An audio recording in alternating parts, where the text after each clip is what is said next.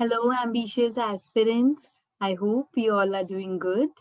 और आज हमारे बेसिक साइंस का सेकंड लेक्चर है and we will be continuing with biology only. So without further ado let's get started. आज का लेक्चर शुरू करने से पहले first let me ask you some questions from the previous lecture. I hope आपने पुराना lecture अच्छे से पढ़ा होगा और आप इन क्वेश्चंस का आंसर दे पाएंगे। First question is, which is the largest and the smallest cell in the world?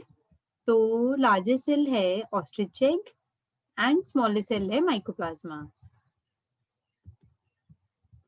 Second question में हमें 3 statements given है और हमें बताना है कि कौन सी statement correct है by choosing the correct code. तो first statement is, plant cells have cellulose cell walls while animal cells do not. ये वाली statement correct है क्योंकि प्लांट सेल्स में सेल वॉल प्रेजेंट होती है और एनिमल सेल्स में नहीं प्रेजेंट होती, और जो प्लांट सेल की सेल वॉल है वो सेलुलोज की बनी हुई होती है। तो statement 1 is correct. Second statement is, plant cells do not have plasma membrane unlike animal cells which do. ये वाली स्टेटमेंट रॉन्ग है क्योंकि प्लांट सेल्स में सेल मेम्ब्रेन और प्लाज्मा मेम्ब्रेन प्रेजेंट होती है और एनिमल सेल्स में भी प्रेजेंट होती है, तो ये वाली स्टेटमेंट रॉन्ग हो गई। Third statement is, mature plant cell has one large vacuole while an animal cell has many small vacuoles. ये वाली स्टेटमेंट भी करेक्ट है क्योंकि मैंने वेक्यूल के बारे में बताया था कि वेक्यूल की एक सिंगल कवरिंग होती है जिसको हम टोनोप्लास्ट कहते हैं, और वेक्यूल में वाटर, सैप और एक्सक्रीटरी मटेरियल जाके स्टोर हो जाता है, और एक मेच्योर प्लांट में single vacuole can occupy 90% of the volume, और एनिमल सेल में छोटे छोटे स्मॉल स्मॉल वेक्यूल्स होते हैं। तो स्टेटमेंट 1 एंड 3 आर करेक्ट, तो इसका ऑप्शन है आंसर सी। ये वाला क्वेश्चन यूपीएससी प्रीलिम्स 2020 में पूछा जा चुका है। So let's start with today's topic, that is tissues in animals and plants. सबसे पहले what is tissue? तो जो बहुत सारे सेल्स मिलके टिश्यू बनाते हैं। A tissue is a group of cells having a common origin and usually performing a common function. And the study of tissues is called histology. सबसे पहले हम पढ़ेंगे टिश्यूज इन प्लांट्स। तो प्लांट्स में दो टाइप्स के टिश्यूज होते हैं, meristematic tissues and permanent tissues.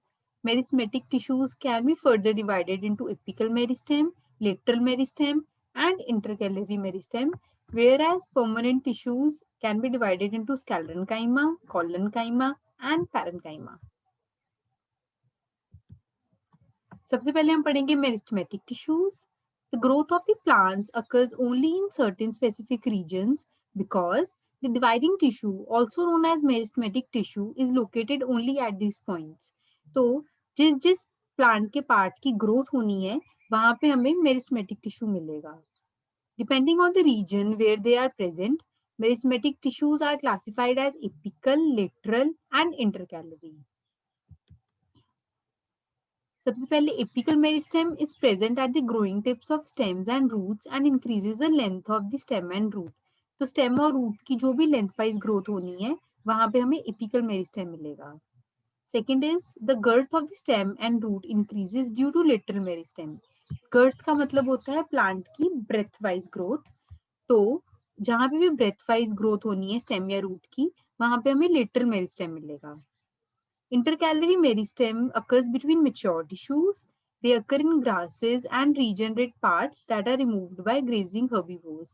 तो कोई भी प्लांट के पार्ट्स जो भी ग्रेज हो जाते हैं बाय हर्बीवोर्स, तो वहां पे उन पार्ट्स को रीजनरेट करने के लिए वहां पे हमें इंटरकैलरी मेरिस्टेम मिलती है। Next is permanent tissues. तो प्लांट में दो टाइप के परमानेंट टिश्यूज मिलते हैं, simple tissue and complex tissue. सबसे पहले simple tissue, these tissues consist of only one type of cells, whereas complex tissues are made up of more than one type of cells.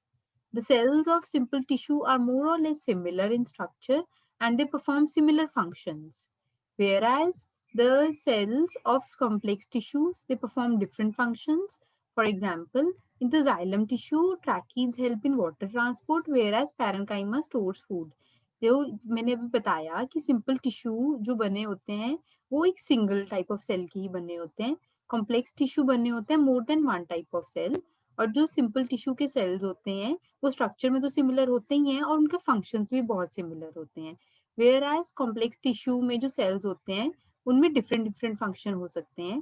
For example इन्होंने xylem tissue का example दिया है। जो xylem होता है वो प्लांट्स में present होता है और वो वाटर और मिनरल्स की ट्रांसपोर्ट में हेल्प करता है। जाइलम 4 सेल्स का बना हुआ होता है, जिनमें से 2 की बात हम यहाँ पे कर रहे हैं, tracheids and parenchyma. Tracheids help in water transport और पैरेन्काइमा फूड स्टोरेज में हेल्प करता है।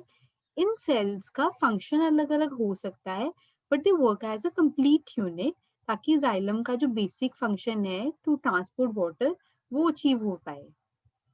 There are three types of simple tissues in plants, that are parenchyma, collenchyma, and scalenchyma, whereas two types of complex permanent tissues in plants are known, that are xylem and phloem. सबसे पहले हम पढ़ेंगे simple permanent tissues, जिसमें से first है parenchyma. It forms a major component within the organs.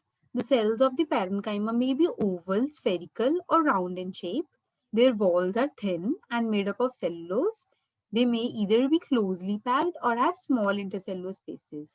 तो जो parenchyma tissue के सेल्स होते हैं ये बहुत टाइटली पैक्ड है और इनमें कोई इंटरसेलुलर स्पेसेस नहीं होती। इनकी जो वॉल्स होती हैं सेल्स की वो बहुत थिन होती हैं और सेलुलोज की बनी हुई होती हैं। और पैरेन्काइमा की सेल्स ओवल हो सकते हैं, स्फेरिकल हो सकते हैं और राउंड हो सकते हैं। The parenchyma performs various functions like photosynthesis, storage, and secretion. Photosynthesis is the process by which plants make their own food. Next issue is collenchyma. The flexibility in plants is due to collenchyma. It allows easy bending in various parts of plant without any breaking. तो हम देखते हैं जो ये leaf और stems में इतनी flexibility होती है तो ये collenchyma टिश्यूज की वजह से होती है। Next issue is scalerenchyma. It is a tissue which makes the plant hard and stiff. Husk of coconut, it is made up of scalerenchymus tissue. The cells of this tissue are dead. जो स्कैलेनकाइमा tissue होता है ये plant को rigidity hardness provide करता है। जो हम देखते हैं हस्क ऑफ कोकोनट होता है, कोकोनट के जो ब्राउन ब्राउन वाला पार्ट है बिल्कुल बाहर वाला आउटर कवरिंग है वो हस्क ऑफ कोकोनट होती है and it is made up of sclerenchymous tissue. The cells of scalenchyma, they are long and narrow as the walls are thickened due to lignin. Lignin एक cementing agent act करता है. It provides strength to the plant parts. Next is complex permanent tissues, जिसका मैंने example बताया था xylem और phloem है. Xylem and phloem, they both are conducting tissues and they constitute a vascular bundle. अगर कोई हमसे पूछ ले कि vascular bundle क्या होता है, तो vascular bundle वो होता है जिसमें xylem और phloem होता है. Xylem transports water and minerals, whereas phloem transports food from leaves to other parts of the plant. जैसे कि हमें पता है कि जो सॉइल है वो वाटर एब्जॉर्ब करती है, तो जो वाटर है वो पूरे प्लांट को अवेलेबल जाइलम करवाता है और इसकी जो जाइलम की जो मूवमेंट होती है ये वर्टिकल मूवमेंट होती है।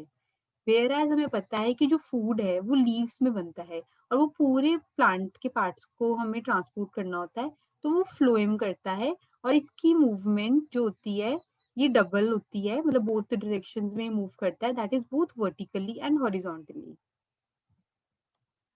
Next is tissues in animals. तो एनिमल्स में 4 टाइप के टिश्यूज हमें मिलते हैं, connective tissue, epithelial tissue, muscle tissue and nervous tissue. अभी हम एक एक टिश्यू को अच्छे से पढ़ेंगे। सबसे पहले है epithelial tissue.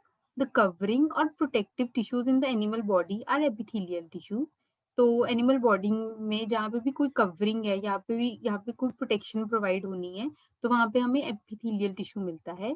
It covers most organs and cavities with in the body. Cells are tightly packed and they form continuous sheets and no intercellular space is present. अभी हम एपिथेलियल टिश्यू को भी आगे फर्दर डिवाइड करेंगे। I know ये वाला topic थोड़ा सा डिफिकल्ट है, बट अगर आप एक बार अच्छे से इसको पढ़ेंगे, रिवाइज करेंगे तो आपको बहुत इजी लगेगा। तो first type of epithelial tissue is simple squamous epithelium. जो इसके सेल्स होते हैं ये फ्लैटन सेल्स होते हैं and they line blood vessels and sacs of lungs. They permit exchange of nutrients, waste and gases. Second type है epithelial tissues की ciliated columnar epithelium. Ciliated columnar epithelium को पढ़ने से पहले हम सिंपल कॉलमनर एपिथेलियम को पढ़ेंगे।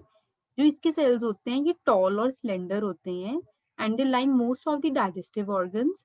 दे absorb nutrients and produces mucus. Next is ciliated columnar epithelium. ये बिल्कुल सेम है कॉलमनर एपिथेलियम पे, बस इस पे एक सीलिया प्रेजेंट होता है जो हम देख सकते हैं यहाँ पे, फिंगर लाइक प्रोजेक्शंस या hair like projections. They are present in sensitive areas like ट्रैकी, bronchi and uterus. ट्रैकी और ब्रोंकाई हमें लंग्स में मिलते हैं और यूट्रस फीमेल रिप्रोडक्टिव सिस्टम का पार्ट है। They help in absorption and secretion. Last is simple cuboidal epithelium. इसके जो सेल्स होते हैं ये क्यूब लाइक होते हैं, इसलिए सिंपल क्यूबॉइडल एपिथेलियम कहते हैं इसको। They line kidney tubules and glands and secretes and absorbs water and small molecules. Next is connective tissue. It is the most abundant and widely distributed in the body of complex organism. तो जो tissue सबसे ज्यादा complex animals में मिलता है वो है connective tissue. The cells of connective tissue are loosely spaced and embedded in an intercellular matrix. तीन टाइप के कनेक्टिव टिश्यू मिलते हैं बॉडी में, that are bone, cartilage and blood. जो बोन्स होती हैं वो बहुत हार्ड होती हैं। Cartilage is also solid substance and it resist compression. और ये कार्टिलेज हमें मिलता है in the tip of nose, outer ear joints, between adjacent bones of the vertebral column, limbs and hands of the adults. Next is blood. Blood है, it is the fluid connective tissue containing plasma, red blood cells, WBCs and platelets, और ये main circulating fluid है that helps in the transport of various substances. Next is muscle tissue. Muscles एक parallel substance की बनी हुई होती हैं जिसको हम कहते हैं फाइबर्स। तो तीन टाइप की मसल्स हमें मिलती हैं बॉडी में, that are skeletal muscles, smooth muscles and cardiac muscles. तो सब फिर हम अब हर मसल की हम मेन फीचर पढ़ने वाले हैं। तो जो मसल के फाइबर्स होते हैं उनके फीचर्स पढ़ते हैं। स्केलेटल मसल्स में जो फाइबर्स हैं they are striated, tubular and multinucleated. Striated का मतलब है स्ट्राइप्ड। तो और जो मल्टी न्यूक्लिएटेड है दैट मीन्स बहुत सारे न्यूक्लियस। इस डायग्राम में हम देख सकते हैं कि ये स्ट्राइप्ड है फाइबर्स और यहाँ पे बहुत सारे न्यूक्लियस अवेलेबल है। और ये जो मसल्स होती हैं ये these are voluntary muscles. Voluntary muscles मतलब हम अपनी चॉइस के हिसाब से हम मूव कर सकते हैं इन मसल्स को, and they are usually attached to the skeleton. Next is smooth muscles. The fibers of smooth muscles are non-striated, spindle-shaped and uninucleated. इस डायग्राम में हम देख सकते हैं हमें स्पिंडल शेप फाइबर्स दिख रहे हैं और एक आधा ही हर एक पे न्यूक्लियस प्रेजेंट है, and these are non striated, कोई स्ट्राइप्स नहीं है इधर। These are involuntary muscles and they usually cover wall of internal organs. यहाँ पे हम देख सकते हैं कि डाइजेस्टिव सिस्टम का पार्ट है। तो हमें पता है हम डाइजेस्टिव सिस्टम के मसल्स को हम अपनी मर्जी से मूव नहीं कर सकते हैं, तो these are involuntary muscles. Next is cardiac muscles. The fibers of cardiac muscle they are striated, branched and uninucleated. इस डायग्राम में हम देख सकते हैं these are involuntary and they are present only in the covering walls of the heart. Cardiac muscles सिर्फ heart में मिलेंगी and these are involuntary. Next is neural tissue. Neural tissue neurons का बना होता है। न्यूरॉन्स लॉन्गेस्ट सेल है हमारी body का, और एक न्यूरॉन में हमें डेंड्राइट्स मिलेंगे, सेल बॉडी मिलेगी, न्यूक्लियस मिलेगा, एक्सॉन मिलेगा। इसके बारे में हम आगे के लेक्चर्स में अच्छे से डिटेल में पढ़ेंगे। That's all for today. Thank you. I hope आपको आज का लेक्चर अच्छा लगा होगा, and happy learning.